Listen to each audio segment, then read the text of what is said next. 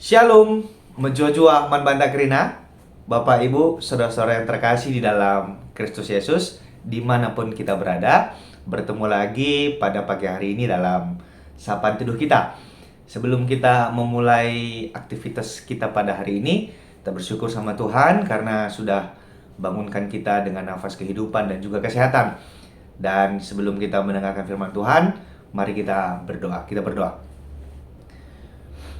Bapa kami yang bertahta di dalam kerajaan surga, kami bersyukur, berterima kasih pada pagi hari ini karena kebaikan Tuhan yang sudah menjaga dan menyertai kami dalam tidur dan istirahat kami dalam satu malam hari ini.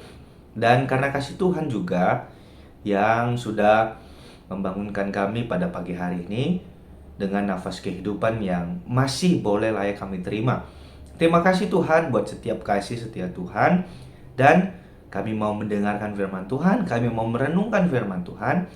Kiranya Tuhan yang memberkati, memberikan kami hikmat, kepintaran dalam mengertikan firman Tuhan, sehingga firman Tuhan boleh kami pakaikan dalam kehidupan kami, terlebih untuk hidup seperti yang Tuhan inginkan.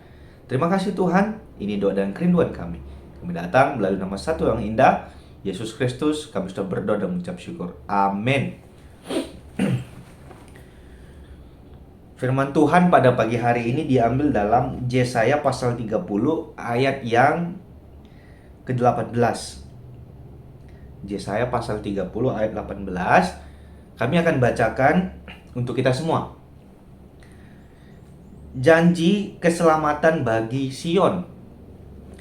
Sebab itu Tuhan menanti-nanti untuk menunjukkan kasih-Nya kepada kamu. Karena itu Ia bangkit untuk menyayangi kamu. Sebab Tuhanlah Allah yang adil. Berbahagialah semua orang yang menanti-nantikan Dia. Sedemikian pembacaan firman Tuhan. Bapak Ibu saudara-saudara yang terkasih dalam Kristus Yesus, saya ingat satu tulisan dan ini sangat menginspirasi saya secara pribadi ya, oleh seorang pendeta gereja Reform satu aliran dengan kita, Pak Stephen Tong. Dia pernah katakan dalam tulisannya, dia bilang begini, bahaya yang paling bahaya itu apa katanya. Kemudian Pak Tong menjawab dalam tulisannya, bahaya yang paling bahaya adalah tidak tahu bahaya. Ya. Kenapa ini menjadi satu pertanyaan reflektif pada pagi hari ini, Bapak Ibu saudara-saudara terkasih dalam Kristus? Mungkin nanti ada kaitannya dengan konteks Yesaya 30 yang kita baca. Tapi kenapa bahaya yang paling bahaya adalah tidak tahu bahaya?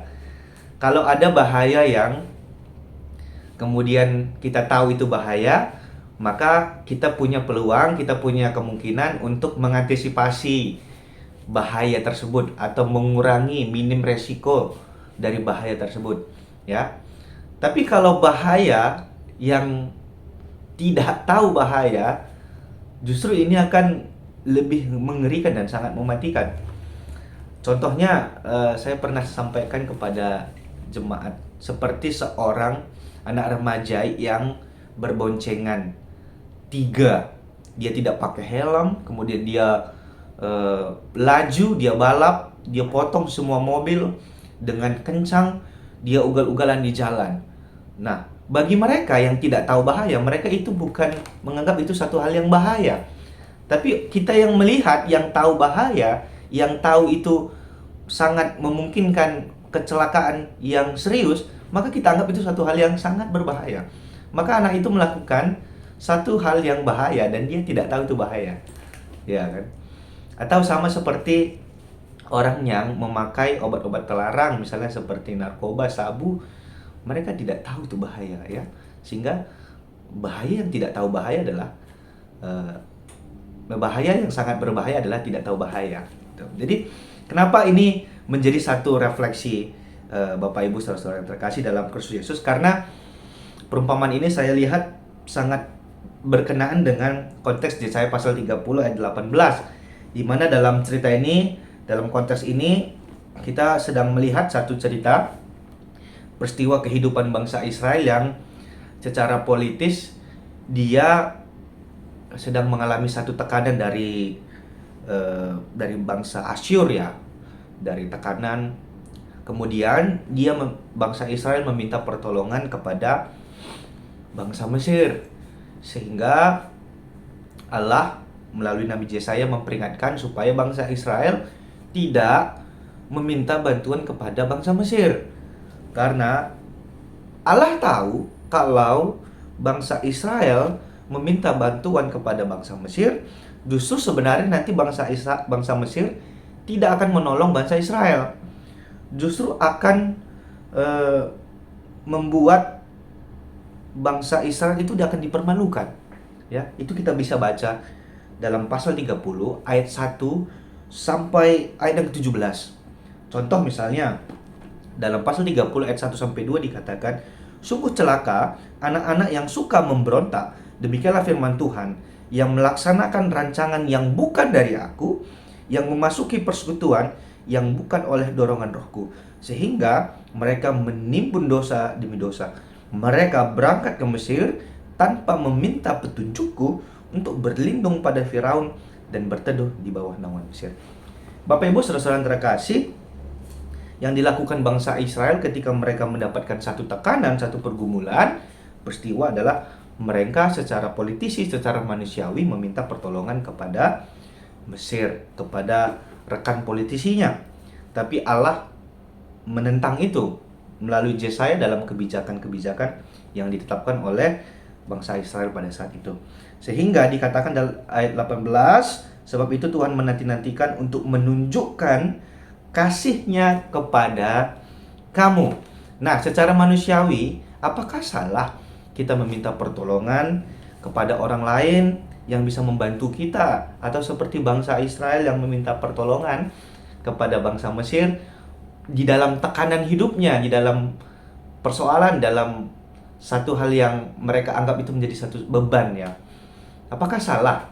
Tentu tidak salah.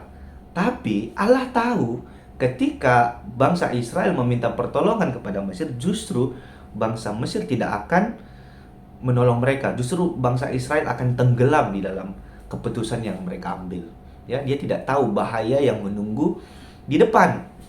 Ya, Allah juga memperingatkan bahwa bangsa Mesir itu juga adalah bangsa yang pernah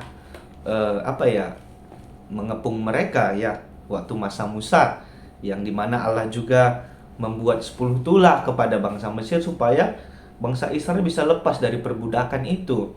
Nah, jadi kita bisa dapat satu kesimpulan, Bapak Ibu saudara terkasih, bahwa kita pada pagi hari ini belajar supaya kita percaya kembali kepada Tuhan ya. Dalam setiap keputusan, apakah kita melibatkan Tuhan? Ya. Dalam setiap keputusan hidup kita, apakah kita melibatkan Tuhan? Nah, ayo mari kita merenung, merefleksikan kembali apa keputusan yang kita ambil, atau apa di dalam kehidupan kita yang kita pilih, kita tetapkan, apakah kita sudah melibatkan Tuhan di dalamnya? Nah, ini menjadi refleksi. Sehingga ketika kita melibatkan Tuhan, bahkan hal-hal bahaya yang menanti di depan pun, ketika kita melibatkan Tuhan, Tuhan akan menjaga dan menyertai kita. Ya, ini menjadi refleksi ya, menjadi refleksi bersama dalam kehidupan saya secara pribadi, dalam kehidupan Bapak Ibu dan teman-teman, rekan-rekan, saudara-saudara semua. Libatkanlah Tuhan dalam setiap keputusan, dalam setiap keputusan yang kita pilih. Karena kalau kita libatkan Tuhan, Tuhan tahu yang terbaik buat kita ya. Bahkan hal-hal yang berbahaya yang kita tidak tahu pun Tuhan akan tolong kita. Karena dikatakan bahwa Tuhan itu sangat mengasihi kita ya. Bangsa Israel dan juga kita umat-umatnya mengasihi kita. Dia itu sangat menantikan untuk menunjukkan kasih setianya. Dia sangat menyayangi kita. Tuhan itu adil, dan berbahagialah semua orang yang menanti-nantikan Dia. Nah, kita berharap pada Tuhan, menantikan Tuhan. Tuhan akan lakukan yang terbaik. Ya, Tuhan akan sangat senang melihat kita yang begitu berharap kepada Dia, yang menantikan Dia, yang selalu melibatkan Dia dalam setiap kehidupan kita, dalam keputusan kita, dalam hal-hal yang vital, dalam masa depan, pengharapan, keputusan hidup, karir, atau apapun itu, libatkanlah Tuhan ya. Ini yang bisa menjadi renungan kita pada pagi hari ini. Tuhan Yesus memberkati kita semua. Mari kita berdoa. Bapa kami yang bertahta dalam kerajaan surga, terima kasih Tuhan buat firman Tuhan pada pagi hari ini yang mengingatkan kami bahwa kami melibatkan Tuhan di dalam setiap kehidupan kami, dalam keputusan, pengharapan, karir, doa, dan seluruhnya Tuhan. Kami mau serahkan Tuhan menjadi yang pertama yang mengukir dan berkarya dalam setiap kehidupan kami, sehingga kami merasa aman, kami merasa damai, dan kami menanti-nantikan Tuhan di dalam setiap kehidupan kami. Dan juga Tuhan, berkatilah setiap kami yang mungkin dalam saat ini sedang dalam menentukan cita-cita hidup atau satu keputusan yang berkaitan dengan kehidupan kami. Campur tanganlah Tuhan di dalamnya. Berikanlah yang terbaik bagi kami, karena kami percaya rancangan Tuhan adalah rancangan damai sejahtera. Dan pada pagi hari ini juga kami mau berdoa untuk Pekan Penata Layanan GBKP di awal tahun ini pada tahun 2026. Kami gereja GBKP akan melaksanakan Pekan Penata Layanan di seluruh Indonesia dan seluruh jemaat GBKP.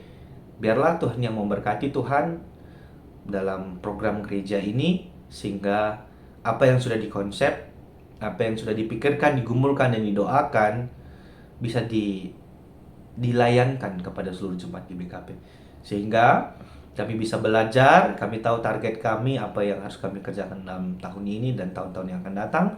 Berkatilah ya Tuhan setiap pendeta, pertua diaken, emeritus, vikaris, detaser, dan semua pelayan-pelayan Tuhan dimanapun berada, mereka yang bertugas. Ya, biarlah Tuhan yang memberkati. Berkati setiap orang-orang yang mengambil bagian dalam pelayanan yang tidak kami sebutkan satu persatu. Berkatilah mereka ya Tuhan, entah itu pemusik, entah itu pengurus PJJ, entah itu yang lainnya Tuhan yang tidak kami sebutkan. Kami serahkan mereka ke dalam tangan Tuhan, dan supaya Pekan Penata Layanan kami di awal tahun ini menjadi sukacita luar biasa, menjadi berhikmat, menambah sukacita kami bersama. Terima kasih Tuhan. Ini doa dan kerinduan kami. Aktivitas kami juga dalam satu hari ini kami serahkan hanya ke dalam tangan Tuhan saja. Terima kasih Bapa. Kami datang melalui nama satu yang indah, Yesus Kristus, yang sudah mengajarkan kita doa Bapa kami. Kita ucapkan bersama-sama. Bapa kami yang di surga, dikuduskan namamu, datanglah kerajaanmu, jadilah kehendak-Mu di bumi seperti di surga. Berikanlah kami pada hari ini makanan kami yang cukupnya, dan ampunilah kami akan kesalahan kami, seperti kami juga telah mengampuni orang yang bersalah kepada kami. Dan janganlah membawa kami ke dalam pencobaan, tetapi lepaskanlah kami daripada yang jahat, karena Engkau-lah yang punya kerajaan dan kuasa dan kemuliaan sampai selama-lamanya. Amin. Shalom, menjua-jua, man banda krina.